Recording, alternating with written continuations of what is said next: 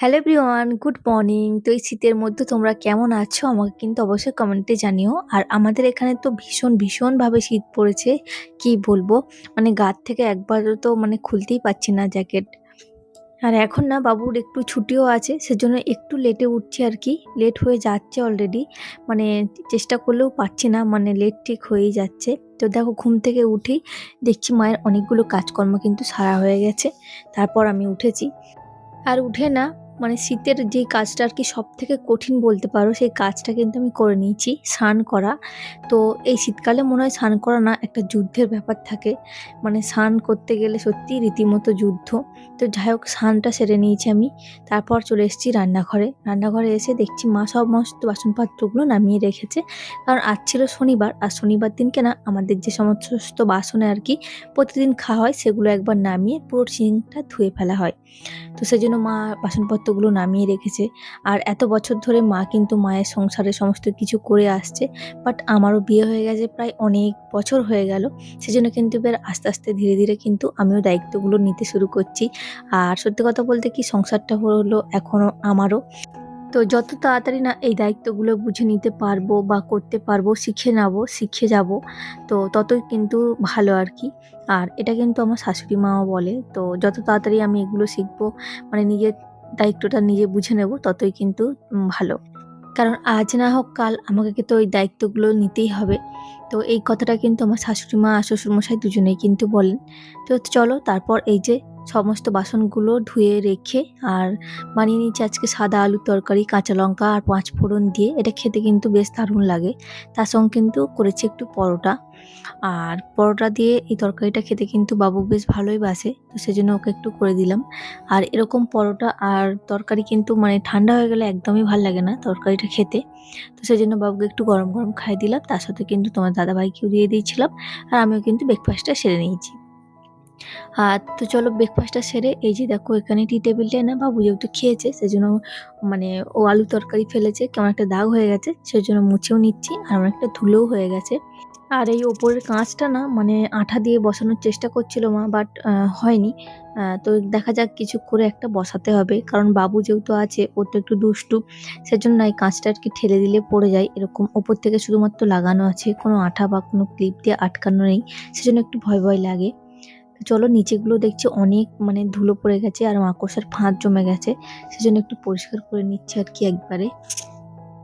আর এখন না মানে প্রচণ্ড যেহেতু শীত পড়েছে, সেজন্য এই সোফাটায় আর কি সবাই মিলে বসা হয়। কোনো সময় বা মা শুয়েও পড়ে, এখানে শুয়ে থাকে হালকা করে। তো এটা মানে ঝেড়ে ভালো করে পেতে দিচ্ছি। আর এই যে কম্বলটা দেখছো, ওই কম্বলটা আর কি মানে এই সোফার মধ্যেই থাকে, কারণ যখন আর কি একটু ঠান্ডা শোয়া হয় আর কি দুপুরের দিকে, তো সেজন্য আর কি চাপা দিয়ে মা শোয়, বা বাবু যখন উঠে ঘুম থেকে আসে তখন এখানটায় বসে। তো এই কম্বলটা চাপা দিয়ে আর কি ও বসে থাকে, সেজন্য এখানেই আর কি কম্বলটা রাখা হয়, হালকা পাতলা কম্বল। তো এগুলো হয়ে গেলে ভাবছি যে আজকে রুমটাও আর কি ক্লিন করে নেবো একটু। তো তোমার দাদাভাই তো চলে গেছে ও বাড়িতে, সেজন্য ভাবছি রুমটা একটু ক্লিন করব। আর এই শীতকালে দেখবে মানে এমনিতেই উঠতে বেলা হয়ে যায়, তার মধ্যেও আবার রান্নাবান্না থাকে। আর শীতে না দেখবে যত কিছু মানে জামা কাপড় থেকে শুরু করে সমস্ত কিছু বেশি মানে কম্বল দুটো থাকবে, বালিশ, মানে এই সমস্ত নিয়ে, মানে এই সমস্ত করতে আর একদমই কিন্তু টাইম হয় না। সেজন্য আজকে ভাবলাম যে একটু ফাঁকা আছে আর কি করে নিই। আর এগুলো দেখতেই পাচ্ছ কিরকম মানে ধুলো পড়ে ভর্তি হয়ে গেছে পুরো। কয়েকদিন না পরিষ্কার করলে না তারপরেই এরকম ধুলো জমে যায়। আর এই ডিপে খাবারগুলো দেখছো, এগুলো কিন্তু সেরকমভাবে আমি খাই না। খাই না, না সেরকম না, খাই বাট খুব একটা খাই না। কম মানে কম কোনো সময় হয়তো খেলাম। কোনো সময় যদি খাবারও ইচ্ছে করে তখন কিন্তু মায়ের ঘর থেকেই খেয়ে নিই। তারপরেও কিন্তু মা আমার রুমে এই খাবারগুলো রেখে যায়, বললে আর কি যখন তোমার ইচ্ছা হবে তখন তুমি খেও আর কি।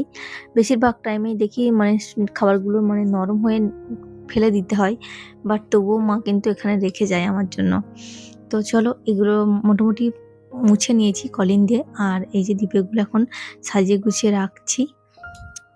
আর তোমরা যারা আমার ভিডিওটা দেখছো, তোমাদের কাছে আমার একটাই অনুরোধ, তোমরা যদি আমার ভিডিওতে নতুন হও তাহলে কিন্তু অবশ্যই চ্যানেলটি সাবস্ক্রাইব করে পাশে থেকো। আর যারা আমার রেগুলার ভিডিও দেখো বন্ধুরা, তোমরা অবশ্যই কিন্তু একটা লাইক দিয়ে আমার পাশে থেকো, কারণ তোমার একটা লাইক কিন্তু আমার এই ভিডিওটা আরও অন্যের কাছে পৌঁছে দিতে সাহায্য করবে। সেজন্য প্লিজ একটা লাইক দিয়ে পাশে থেকো।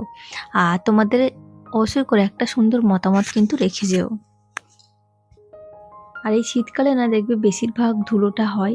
আর এখানে না আমার জানালাটাতে একটা দুটো টিকটিকি আছে, সেগুলো জানলাটা খুললেই দেখবো যে ভিতরে চলে আসে, আবার কোনো সময় বাইরে বের হয়ে যায়। তো চলো ওদিকে রুমটা মোটামুটি ক্লিন করে নিয়েছি। আর তারপরে এই যে চলে এসেছি রান্নাঘরে। এদিকে টুকটুক করে রান্নাটাও করে নিচ্ছি। কারণ শুধু তো ঘর ক্লিন করলে হবে না, খেতেও হবে। সেজন্য দেখো রান্নাটা বসিয়ে দিয়েছিলাম। আর আজকে বেশি কিছু করব না। আজকে ওই মানে ছোট আলু দেখো লাল, লাল মানে লঙ্কা দিয়ে ভাজা করেছি। তার সঙ্গে করেছিলাম হচ্ছে খিচুড়ি। তো ওদিকে আমি আলুটা ভেজে তারপর আবার খিচুড়িটা বসিয়ে দিয়ে চলে এসেছি রুমে। তো রুমের যেহেতু নোংরা পড়েছে সেজন্য ভাবলাম যে বেডশিটটাও চেঞ্জ করে নিই। কারণ যখন ওগুলো ঝাড়ছিলাম না প্রচণ্ড ধুলো ছিল, সেজন্য ভাবলাম যে আর বেডশিটটাও না নোংরা হয়ে গেছিলো। তো সেজন্য ভাবলাম যে বেডশিটটাও চেঞ্জ করে নিই। আর একটা ঘরের সৌন্দর্য হচ্ছে ঘরের বেডশিট। তো এটা আর কি যত পরিষ্কার পরিচ্ছন্ন টানভাবে পাতা থাকবে সুন্দর করে, ততই কিন্তু দেখতে ভাল লাগে রুমটা। তো সেজন্য আমি চেষ্টা করি মানে কয়েকদিন ২-৩ দিন পর পরই কিন্তু বেডশিটটা চেঞ্জ করি। দেখবা তুমি যখন আর কি সারাদিন পর রুমের মধ্যে ঢুকবে তখন যদি দেখো যে ঘরের মধ্যে মানে বেডটা অন্তত ক্লিন আছে, তাহলে কিন্তু মনটা বেশ ফ্রেশ লাগে আর ঘুমোতেও কিন্তু বেশ ভালোই লাগে। আর এখানে দেখবে ঘরের মধ্যে যদি নোংরা হয়ে থাকে, এই বেডশিট মানে বেডটা যদি অগোছালো হয়ে পড়ে থাকে, তাহলে যেন মনে হচ্ছে ঘরের কোনো কাজই হচ্ছে না, মানে অগোছালো হয়ে আছে। সেজন্য বেডটা কিন্তু আগে আমি ক্লিন করি। তো যদিও বা একটু লেট হয়, কারণ ও মায়ের ঘরটা একটু তাড়াতাড়ি করে নিলেও আমাদের ঘরটা একটু লেট হয়। কারণ তোমাদের দাদাভাই যেহেতু একটু দেরিতে যায় সেজন্য কিন্তু আমাদের ঘরটা লাস্টে মানে গোছানো হয় আর কি। আর এই শীতকালে না প্রচুর হাবিজাবি কাজ থাকে, যেমন এই যে দেখতেই পাচ্ছ গরমকাল হলে কিন্তু আমাকে নিচে ওই মানে কার্পেটটা পাততে হতো না, বাট শীতকাল যেহেতু সেজন্য কিন্তু আমাকে ওই কার্পেটটা পাততে হয়। কারণ এত ঠান্ডা নিচে কিন্তু এমনিতে পা দেওয়াই যায় না। আর এখন তো আমি বাড়িতে সবসময় মানে মোজা পরে থাকি।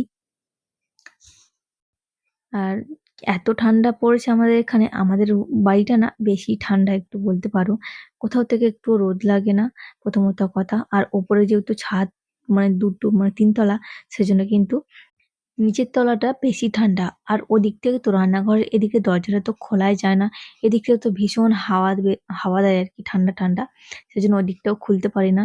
তো সত্যি কথা বলতে কি আমার এখানে মানে আমি খুবই কষ্টের মধ্যে থাকি শীতকালটা বলতে পারো। তো ওদিকে আমার খিচুড়িটা মোটামুটি হয়ে গেছে।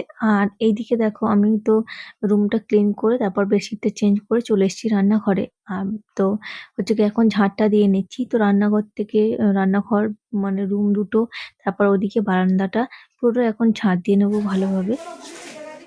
আর আমার কিন্তু এখানে ঝাঁট দেওয়া হয়ে গেছে। আর এই যে বড় যে সমস্ত কাগজপত্রগুলো আছে ওগুলো আমি একটা আর কি জায়গাতে রেখে দিই। তারপর হচ্ছে গিয়ে যখন মা আসে তখন আর কি বাড়িটা নিয়ে গিয়ে পুড়িয়ে দেয়। কারণ আমাদের ফেলার জায়গা সেরকমভাবে নেই। আর সামনেই হচ্ছে গিয়ে বাড়াবাড়ির জায়গা। তো সেজন্য আর কি খুব একটা ফেলি না। তো যতটা পারি আর কি ততটা রেখে দিই। মা পুড়িয়ে দেয় বা অন্য জায়গায় ফেলে দিয়ে আসে গিয়ে। তো আর এই যে মানে নরমালি টুকটাক আর কি ফেলা হয় আর কি।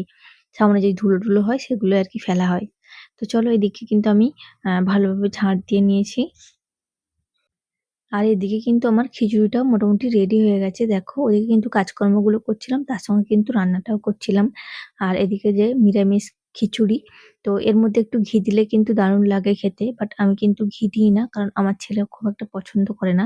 আমরা যখন খেতে বসি আর কি তখন আর কি একটু ঘি নিয়ে নিই পাতে। তো দেখো এখানে আমরা আলু ভাজা, তার সঙ্গে ছিল খিচুড়ি। আজকে আর বেশি কিছু করিনি। এই দিয়ে কিন্তু আজকের দিনটা চালিয়ে নিয়েছি আমরা। আর এই যে বাবু খেতে বসে গেছে, তার সঙ্গে ছিল রসগোল্লা। আগের দিন রসগোল্লা নিয়ে এসেছিল তোমাদের দাদাভাই। তো আগের দিন রসগোল্লাটা ছিল। তো নিয়ে গেছিলাম আর কি। তো বাবু তো খেলো না, লাস্টে আমিই খেলাম আর কি। তো চলো তারপর কি ছিল কিছু জামাকাপড়।